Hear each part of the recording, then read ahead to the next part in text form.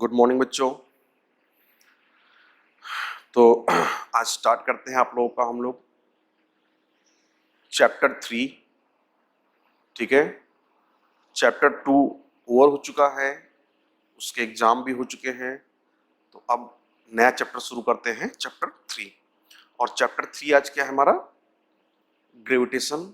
ठीक, तो हम लोग वही ग्रेविटेशन पे कुछ पहले भी कर चुके हैं, बेसिक इंट्रो या इस पे बेसिक क्या, मैं इस पे कुछ क्वेश्चंस भी काफी कुछ कराया था, लेकिन सोच रहा था एक बार फिर से मैं जो है इसको रिवाइज कर देता हूं, जिससे कि चीजें एक बार फिर से क्लियर हो जाए। हाँ, वीडियो चूंकि जा ही रहा है स्कूल से, तो अच्छे सब कुछ क्लियर हो जाए। तो ग्रेविटेशन में हम लोग शुरू करते हैं, पहले चैप्टर को समझते हैं कि व्हाट इज ग्रेविटेशन। ठीक है, ग्रेविटी एक्चुअली है क्या? आप लोगों को पता है कि कोई भी ऑब्जेक्ट, अगर आप अर्थ के सरफेस पे हो, तो कोई भी ऑब्जेक्ट अगर अर्थ के सरफेस से ऊपर की तरफ आप थ्रो करोगे तो क्या होता है कि वो ऑब्जेक्ट वापस सरफेस पे आता है। ठीक है, क्यों? तो इसके पीछे रीजन क्या है? ग्रेविटी। हाँ, आप लोग देखते होंगे भाई, दो मैग्नेट होता है। मैग्नेट क्या करता है, अगर एक मैग्नेट है और एक आयरन पीस है, तो आप देखोगे कि भाई मैग्नेट को जो है आयरन पीस के पास लेके आओ, तो देखोगे कि आयरन पीस उसकी तरफ को खिंच जाता है। या मैग्नेट को अगर मैं फ्री छोड़ू तो फ्री स्टेट में रहेगा तो मैग्नेट ही चलाएगा। ठीक है भाई। तो सेम यही मैग्नेटिज्म का ही सेम कॉन्सेप्ट साइंटिस्ट लोगों ने दिया, और उन्होंने ये बोला कि जो हमारा अर्थ है, अर्थ के कोर में, जो कि जहां पे मोल्टेन सॉइल होता है, वहां पे साइंटिस्ट लोगों ने ये माना कि वहां पे एक बहुत बड़ा मैग्नेट है, और उस मैग्नेट की वजह से भाई अर्थ के चारों तरफ मैग्नेटिक फील्ड जो है स्टैब्लिश हो गया है, और जिसकी वजह से अर्थ के ऊपर जो कोई भी ऑब्जेक्ट है अर्थ के सरफेस पे, अगर आप उस ऑब्जेक्ट को ऊपर की तरफ थ्रो करोगे तो उस मैग्नेटिक फील्ड के कारण वो क्या करेगा, उसको अपनी तरफ को, अपने सेंटर की तरफ को अट्रैक्ट करा देगा ना। ये बात है। फिर क्या होता है कि वही कॉन्सेप्ट यहां पे हमें अप्लाई करना है। तो ग्रेविटेशन में न्यूटन ने भाई दिया था, आपको पता है भाई, ग्रेट फिलोसोफर थे, फादर ऑफ फिजिक्स भी कहे जाते हैं वो। तो उन्होंने क्या बोला था कि कोई भी दो मास यूनिवर्स में कहीं पे, कोई भी दो मास एग्जिस्ट कर रहा है, तो वे दोनों एक दूसरे की तरफ एक फोर्स एक्सर्ट करते हैं, जिसको हम लोग न्यूटन्स लॉ ऑफ ग्रेविटेशन से फाइंड कर लेते हैं। ठीक, या और उसी फोर्स का जो एक्सेलरेशन होता है वो ग्रेविटी भी कहलाता है। उस बेसिकली ग्रेविटी जो होता है ना, हर एक प्लेनेट पे, हर एक प्लेनेट की अपनी अपनी अलग अलग ग्रेविटी होती है। ठीक, तो हाँ, अब ग्रेविटी के लिए बात करोगे ग्रेविटेशन की, तो इसमें उन्होंने बोला था भाई कोई दो ऑब्जेक्ट जो मास कंटेन करे, याद रखिएगा, कोई भी दो ऑब्जेक्ट जो मास कंटेन करे, वे एक फोर्स अप्लाई करते हैं जिसका मैग्नीट्यूड उन मास के मल्टीप्लिकेशन के बराबर, मल्टीप्लिकेशन के डायरेक्टली प्रोपोर्शनल, और उनका वही, और जो फोर्स है उनके डिस्टेंस के स्क्वायर के इनवर्सली प्रोपोर्शनल होता है ना। तो ग्रेविटेशन में क्या है कि सपोज करो कि ये हमारे पास, हमारा ये अर्थ है, ठीक है, ये हमारा अर्थ है।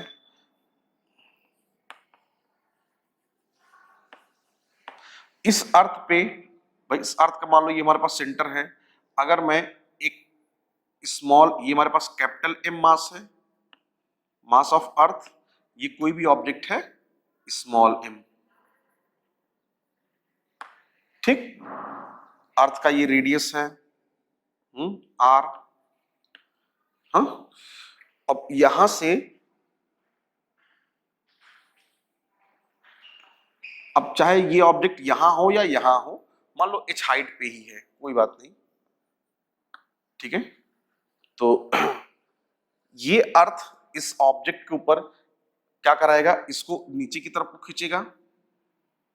भाई वो जो नीचे की तरफ खींच रहा है बेसिकली क्या है, वो एक फोर्स ही तो है, फोर्स ही तो लगा रहा है वो, जिससे कि ये आपका स्मॉल एम मास क्या कर रहा है, आपका वर्टिकली डाउनवर्ड नीचे की तरफ को आ रहा है।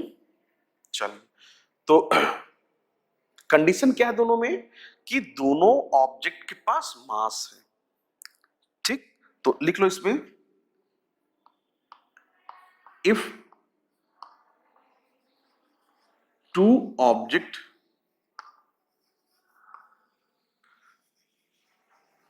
have some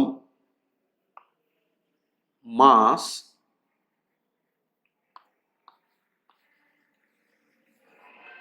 they exert a force on each other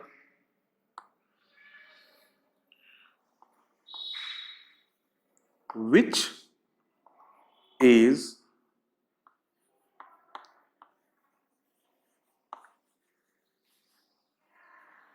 directly proportional to multiplication of both masses and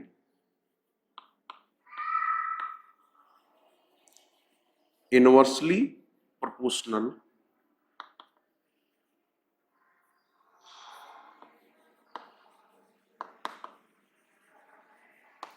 to the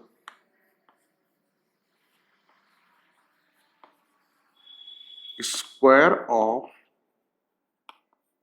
distance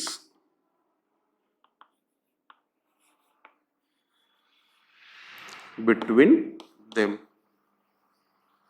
okay, ये हो जाएगा।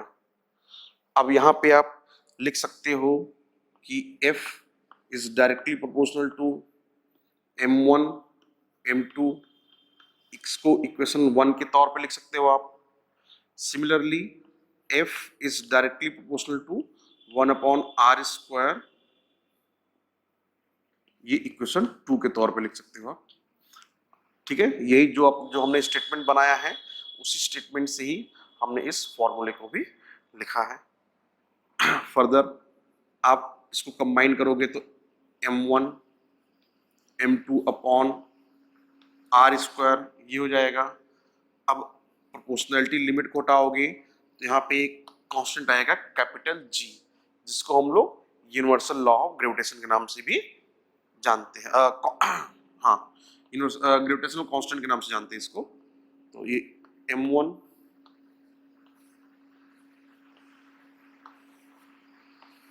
F equals to G M1 M2 upon r², इतना न्यूटन।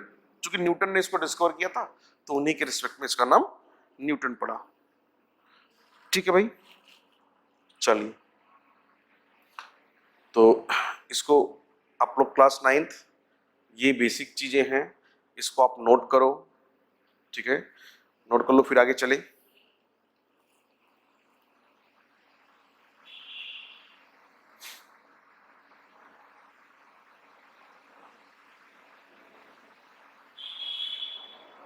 यहाँ पे जो आपका ग्रेविटेशन कांस्टेंट G है, इस G की वैल्यू को मैं यहां लिख दे रहा हूं। तो G आपका हो जाता है, इसका पहले नाम लिख दे। नाम क्या है हमारे पास, ग्रेविटेशनल कांस्टेंट।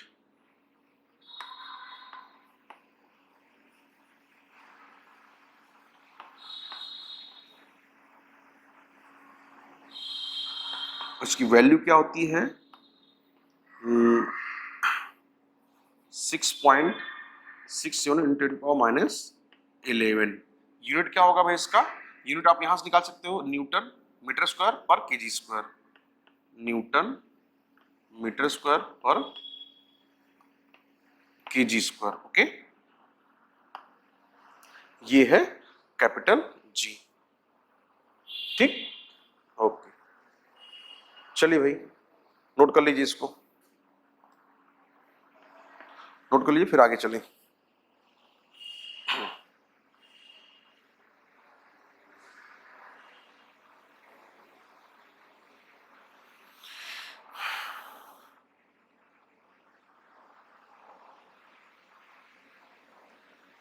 हो गया?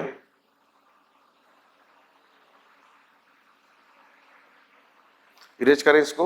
चलिए, आप लोग जो लोग नई वीडियो जो है नोट कर पाए हैं, वीडियो नोट कर सॉरी वीडियो पॉज करके नोट कर लीजिएगा। मैं ऐसे इरेज करके आगे चल रहा हूं।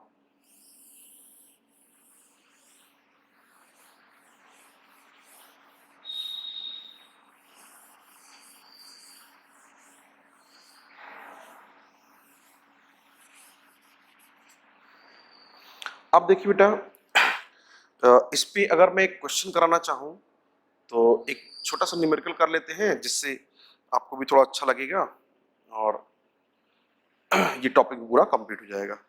तो एक क्वेश्चन लिखिए जरा, टू ऑब्जेक्ट, क्वेश्चन लिखिए, two object having mass 1 kg and 2 kg are separated by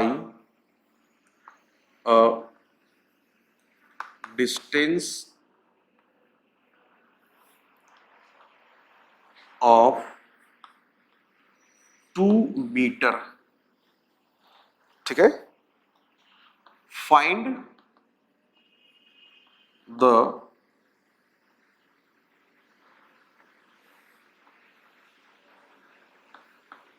force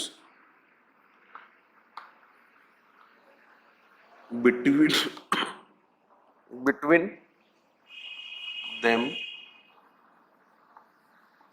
due to gravitation।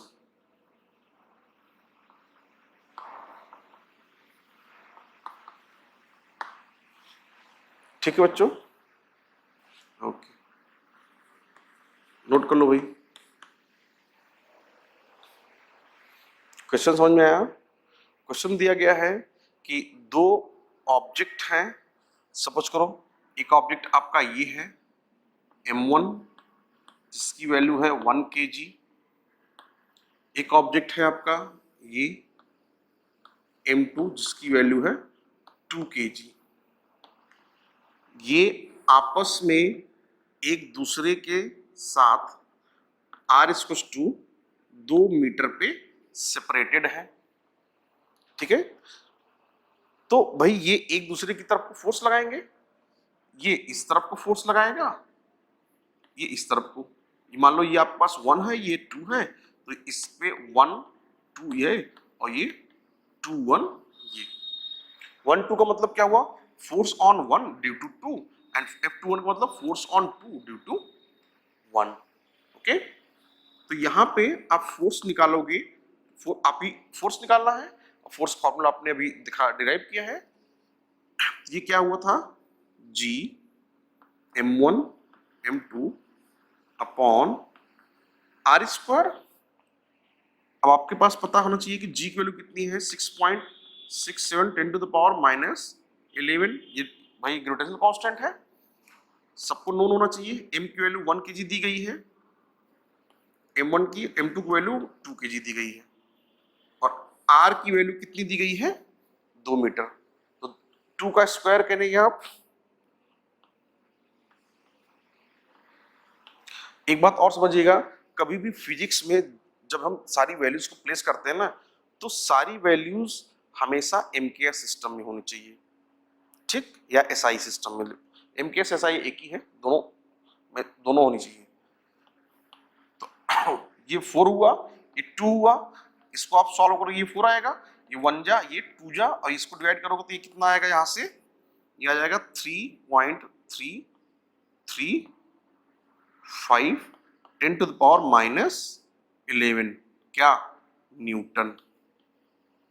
ठीक है, इतना 3.335 या यूं इसको ऐसा लिख दो 3.34 into 10 to the power minus 11 Newton.